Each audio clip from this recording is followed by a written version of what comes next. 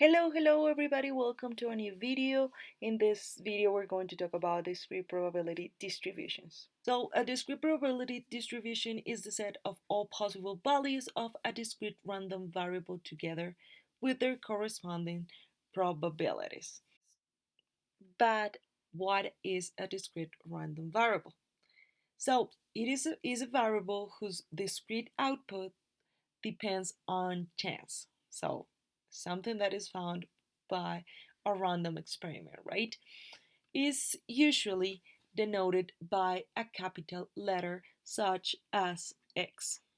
Let's say, for example, that we're going to roll a dice. So the discrete random variable is going to be the score on a fair dice. So the possible outcomes in this experiment are going to be 1, 2, 3, 4, 5, and 6, right?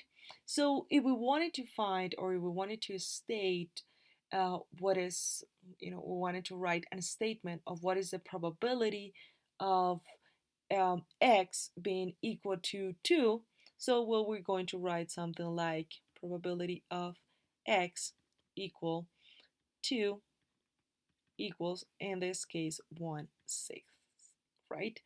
So, well, actually, when we're going to write the probability of this square random variable, so we're going to use this, okay? So x, the capital letter X, is going to represent the discrete random variable, and the lowercase x is going to be the possible outcomes in that experiment, and this one is going to be equal to p, which is the probability of that outcome in that experiment, okay? Now, the sample space of a random variable together with the probabilities of each outcome is called the probability distribution. This is often displayed in a table, like for example this one, okay? So something that we have to have in mind is that if we add all these probabilities, this must add up to 1. So let's prove it. If we have here 5 over 4, 14 plus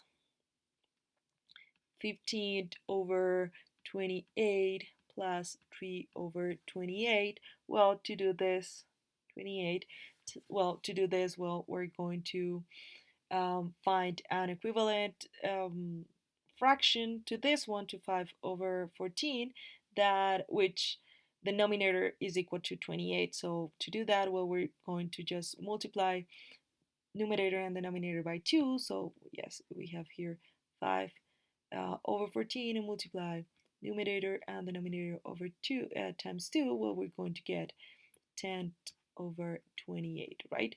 And if we add all this, well, we're going to have 10 over 28 plus 15 over 28 plus 3 over 28, and this one is going to be equal to 28 over 28, which is 1.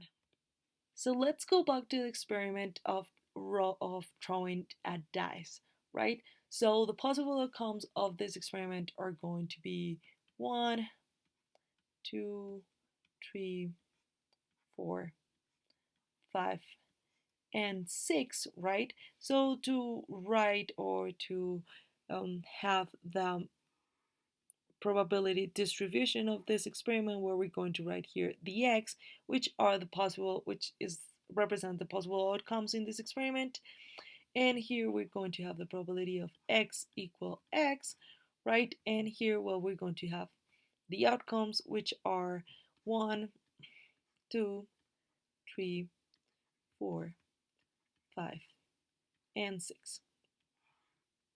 So here, well, we're going to write the probability for each of these outcomes, which in this case is going to be equal for all of them, which is going to be 1/6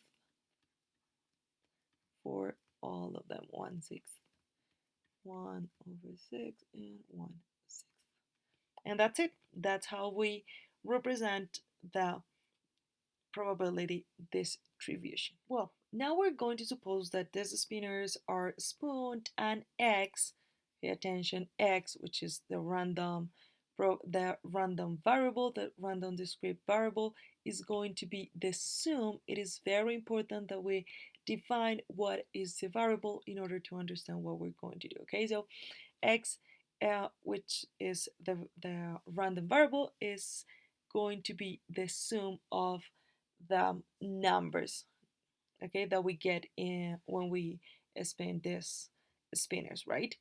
So, well, to find the possible outcomes, well, we're going to use a sample space diagram to represent a combined event. Okay, so here we have 1, 2, 3, or 4 possible outcomes from the first spinner, and 1, 2, 3, 4, 5, and 6 possible outcomes from the second spinner. Okay, and because x is the sum of these two numbers, well, here we're going to write the sum of these events, right? So we add them and get this.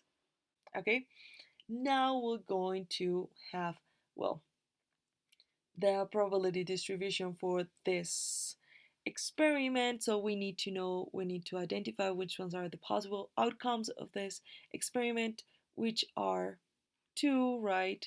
3, 4, 5, 6, 7, 8, 9, and 10. Okay, so these ones are our possible outcomes. So with this one is the ones that we're going to create our probability distribution.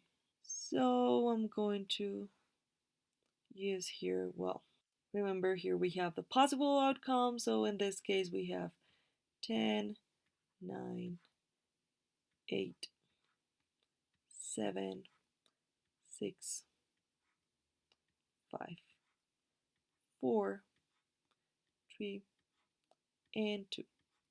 Okay, so well, here we're going to write the probability of x equal x. So here, well, we have 2, well, we have just 1 over 24 total outcomes that we have here. Trees, we have 2 over 24, 4, we have 3 over 24, and so on, right? So this one is our probability distribution for this experiment, right? And if we add all of this, well, we're going to get that this one is going to be equal to 24 over 24, right? 1 plus 2, 3 plus 3, 6 plus 4, 10 plus 4, 14 plus 4, 18 plus 3, 21 plus 2, 23 plus 1, 24. So 24 over 24 equals 1. So it is correct, our probability distribution. Now let's consider this probability distribution. So the first thing that we're going to find is the value of A. Okay, so to find this value, well, remember that this A is going to be the probability of x equal 3. Okay, and because we already know that if we add all these values, that's supposed to sum add up to sum up to 1, right? The sum of all this must be 1. So we're going to use that and isolate the variable a in order to know, well, how much is it. So we're going to have here 0.1 plus 0.25 plus 0.45 plus a is going to be equal to 1, right? So, well, a is going to be equal to 1 minus, well, the addition of all of this, which is 0.8. So a is going to be equal to 0.2. Well, now that we know that, we're going to find what is the probability of x greater or equal than 2. Okay, so, well, first we need to identify which ones are the values that have or that meet this condition that they are greater or equal than 2. So values that are equal than 2, well, the 2, right? And the ones that are greater, well, the only one that is greater is the 3. Okay, so to find the probability of this, we're going to sum these two probabilities. Okay, so this one is going to be 0.45 plus, well, we already know that a is 0.2, so this one is going to be equal to 0.6. 65. Well, that was it for this video. Hope you understand everything. If you have any doubt, don't forget that you can ask me anytime and I will try to answer your doubts. Okay, so thank you so much and see you next time.